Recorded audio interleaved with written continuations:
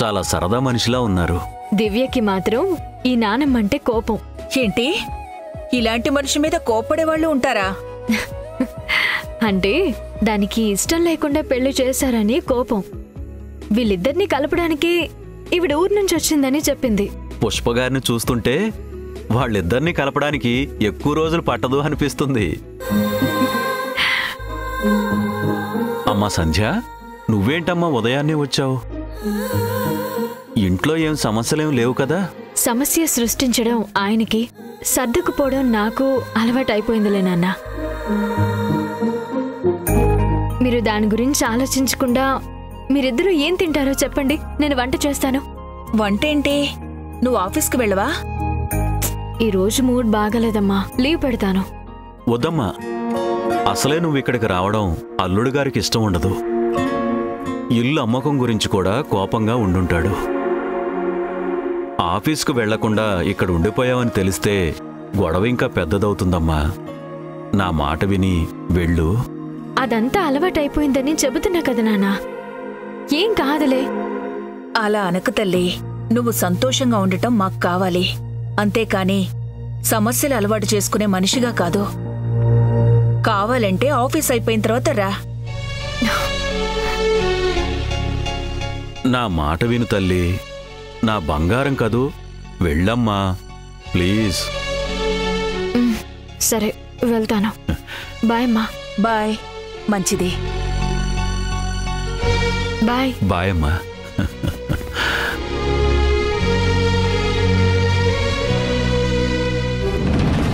సంధ్య జీవితం గురించి ఎన్నో ఊహించుకున్నాం. భవిష్యత్తుకు భరోసాగా ఉంటుందని పెళ్లి చేస్తే బ్రతుకే ఒక పోరాటమైంది. ఆకాశం ఎప్పుడు మారతాడో, మన అమ్మాయిని ఎప్పుడు అర్థం చేసుకుంటాడో.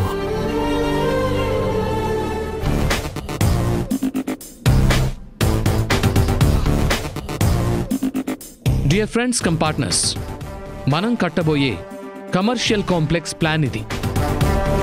So basement +2 parking, first floor మొత్తం supermarket, second floor international brand showrooms, third floor food court children play area, fourth floor multiplex theatres. City main ఏరియాలో ఉంది కాబట్టి యూత్ మొత్తం ఇక్కడికే వస్తారు. You're right. దానికి తగ్గట్టు ఈ బిల్డింగ్ ప్లానింగ్ చేయించాను. మనం స్టార్ట్ చేయడమే లేటు. చాలా రోజుల నుంచి ఇదే మాట చెప్తున్నావు. ఈసారి అయినా ఫైనల్ అయితే చాలు. అవుతుందిరా, ఈసారి ఏ ప్రాబ్లం రాదు. హాయ్ సంధ్య గారు. హలో అండి. సంధ్య, ఏంటి ఇంత తొందరగా వచ్చేసావు? వర్క్ లేదా? మీతో పనుండి పర్మిషన్ తీసుకుని వచ్చాను. మీరు బిజీగా ఉన్నారా? ఒక హాఫ్ అన్ అవర్. ఫ్రెండ్స్తో ఫ్యూచర్ ప్రాజెక్ట్ గురించి మాట్లాడుతున్నాను. నువ్వు వెళ్ళి కాఫీ తీసుకొని రా. నేను తొందరగా ఫినిష్ చేసుకుని వచ్చేస్తాను. సరేనండి.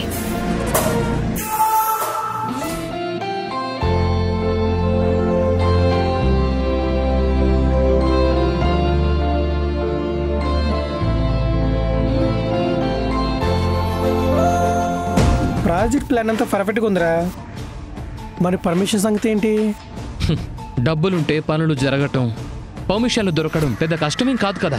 నేను అడిగేది లీగల్ పర్మిషన్ కాదురా, మీ ఇల్లా పర్మిషన్ గురించి. వాళ్ళు ఇల్లు అమ్మడానికి ఒప్పుకోలేదని నువ్వు గతంలో చెప్పావు కదా. రేయ్, ఒకరు కాదు అన్నంత మాత్రాన కామైపోయే రకం కాదురా ఈ ఆకాష్. ఎవరిని ఎలా ఒప్పించాలో నాకు బాగా తెలుసు. దాని గురించి మీరేం ఆలోచించకండి.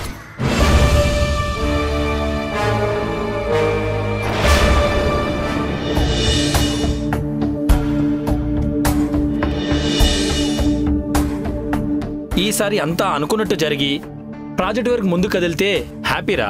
రేయ్, జస్ట్ హ్యాపీ కాదురా, లైఫ్ టైం సెటిల్మెంట్ ఇది. ప్రాబ్లమ్స్ అన్నీ క్లియర్ అయ్యి నా లైఫ్ నేను అనుకున్నట్టే సెట్ అవుతుంది.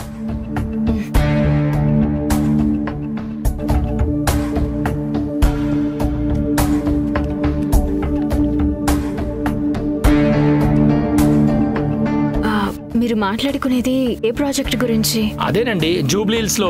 కిరణ్, నా వైఫ్కి నేను ఎక్స్ప్లెయిన్ చేస్తాను కదా, నీకెందుకు కంగారు? సంధ్య, జూబ్లీ హిల్ ప్లాజా అని ముంబైలో ఒక ప్రాజెక్ట్ స్టార్ట్ చేస్తున్నాం. దాని గురించే మాట్లాడుకుంటున్నాం. ఏంటి, ముంబైలోనా? అవును సంధ్య గారు, వేరే స్టేట్లో ఫస్ట్ టైం చేస్తున్న ప్రాజెక్ట్ ఇది. చాలా ప్రెస్టీజియస్ ప్రాజెక్టు.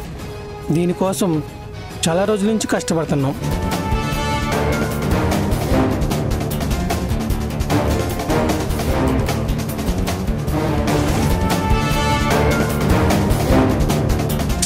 కష్టమేరా.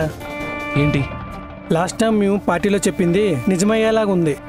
మీ ఆవిడ చూపు చూసావా? మనం ఏదో అబద్ధం చెప్పినట్టు ఈజీగా అర్థమైపోయింది. నాకైతే ఈ ప్రాజెక్టు స్టార్ట్ అవుతుందన్న నమ్మకం కూడా లేదు. నాకుంది. నేను చేస్తాను. ఏం చేస్తావురా? చెప్పను, చేసి చూపిస్తాను. Just wait and watch.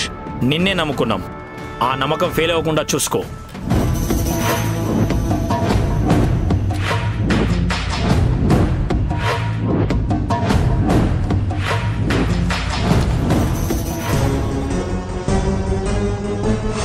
ఇప్పుడు చెప్పండి, మీరే ప్రాజెక్ట్ గురించి మాట్లాడుకుంటున్నారు? నిజం చెప్తాను. నాకు హెల్ప్ చేస్తావా? నేను చేసే సహాయం మా అమ్మ నాన్నల సంతోషానికి కారణం అవుతుంది అంటే తప్పకుండా చేస్తాను.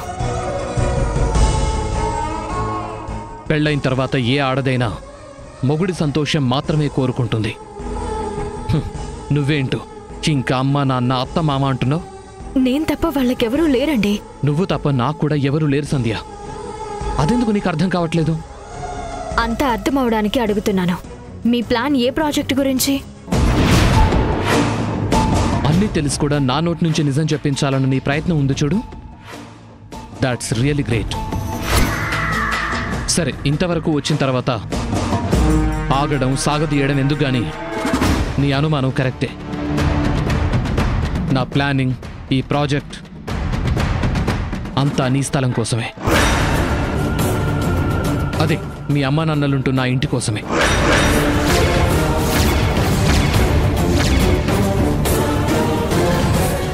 ఎన్నిసార్లు చెప్పినా మీరెందుకండి మళ్ళీ మళ్ళీ ఆ స్థలం కోసమే ఆరాటపడుతున్నారు? ఇది ఆరాటం కాదు, పరువు కోసం పోరాటం. ఫ్రెండ్స్కి మాటిచ్చిన తర్వాత తగ్గితే జన్మలో వాళ్ల ముందు నేను తలెత్తుకోలేను. మీ పరువు కోసం మా అమ్మా నాన్నలని నిలువ నీడ లేకుండా చేస్తారా? సిల్లిగా మాట్లాడక సంధ్య. ఇంత విశాల ప్రపంచంలో మీ అమ్మా నాన్న నిలబడ్డానికి 6x6 12 అడుగుల స్థలం దొరకదా?